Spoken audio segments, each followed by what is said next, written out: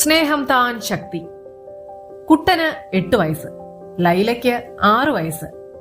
School ഇനി കുറെ ദിവസത്തേക്ക് തുറക്കുകയില്ല. അതുകൊണ്ട് അവർ മുറ്റത്ത് കളിക്കുകയായിരുന്നു. വെയില് പോയി തുടങ്ങി. അവർ തുള്ളിച്ചാടി കളിച്ചു നടക്കുന്നതിനിടയ്ക്ക് മുറ്റത്ത് ഒരു മൈന വന്നിരുന്നു. ഒരിക്കലും ഒരു പക്ഷി പേടിയില്ലാതെ ഇത്ര അടുത്തു വന്നിരിക്കുന്നത് കുട്ടൻ കണ്ടിട്ടില്ല. അവന് തോന്നി പതുക്കെ അടുത്തു ചെന്നാൽ അതിനെ കയ്യിലെടുക്കാമെന്ന്. എന്നാൽ ആ മൈന ഒരു സൂത്രക്കാരനായിരുന്നു. കുട്ടൻ തൊട്ടില്ല എന്ന് വന്നപ്പോൾ മനുഷ്യർ ചിരിക്കുന്ന സ്വരത്തിൽ മൈന ഒച്ചയുണ്ടാക്കിക്കൊണ്ട് മുറ്റത്തെ വടക്കേ അരികിൽ നിന്നിരുന്ന മാവിന്റെ കൊമ്പത്ത് പറന്നു പറ്റി. അത് കണ്ട് കുറച്ച് ക്ഷുഭിതനായി കുട്ടൻ മുറിയിലേക്ക് ഓടിപ്പോയി. മടങ്ങി വന്നത് തന്റെ പ്രിയപ്പെട്ട തെറ്റാലിയുമായിട്ടാണ്. അതിലൊരു ചെറിയ കല്ലെടുത്ത് വെച്ച് മൈനയുടെ നേർക്ക് ലാക്ക് നോക്കുന്നത് കണ്ട് ലൈല പറഞ്ഞു, ചേട്ടാ, പാവം മൈന, എന്തിനാണ് അതിനെ കൊല്ലുന്നത്? ലൈല പറഞ്ഞതിന്റെ അർത്ഥം നല്ലതുപോലെ മനസ്സിലായിട്ടാവണം. ആ കിളി ഈണത്തിലൊരു പാട്ടുപാടി. ആ പാട്ടിന്റെ മാധുര്യം അസാധാരണമായിരുന്നു. അതിന്റെ അനുബന്ധം പോലെ ലൈല പറഞ്ഞു, ഒരു പീഡ എറുമ്പിനും വരുത്തരുതെന്നല്ലേ ഇന്നലെ രാത്രി അമ്മ നമ്മോട് പറഞ്ഞത്? എറുമ്പാണെങ്കിൽ കടിക്കുകയെങ്കിലും ചെയ്യും. കേൾക്കൂ, ആ മൈനയുടെ പാട്ട്. എനിക്കതിനൊരു ഉമ്മ കൊടുക്കാൻ തോന്നുന്നു. എന്തോ അബദ്ധം ചെയ്യുവാൻ തുടങ്ങിയവനെ പോലെ കുട്ടൻ അവന്റെ കയ്യിലിരുന്ന തെറ്റാലിയും കല്ലും തറയിലിട്ടു.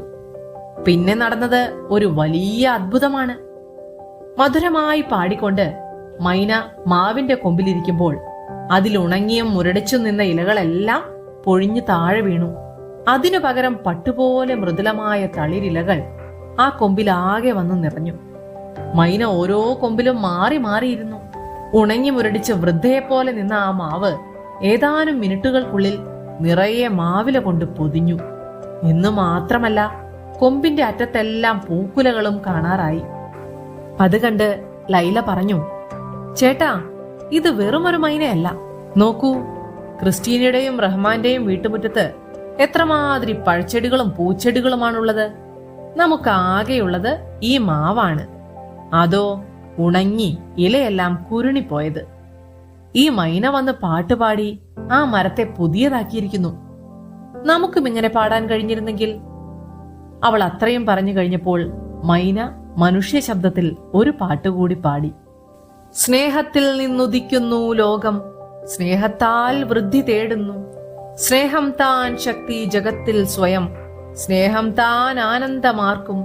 സ്നേഹം താൻ ജീവിതം ശ്രീമൻ, സ്നേഹവ്യാഹതി തന്നെ മരണം. മൈന ഇങ്ങനെ വീണ്ടും വീണ്ടും പാടുന്നത് കേട്ടപ്പോൾ കുട്ടികൾക്ക് അത് പഠിക്കാൻ കഴിഞ്ഞു.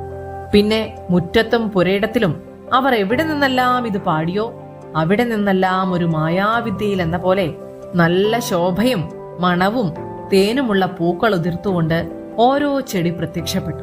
ആ നാട് തന്നെ പാട്ട് കേട്ട് കുളിർത്തതുപോലെ, വസന്തത്തിൽ എന്നതുപോലെ അതീവ സുന്ദരമായി തീർന്നു.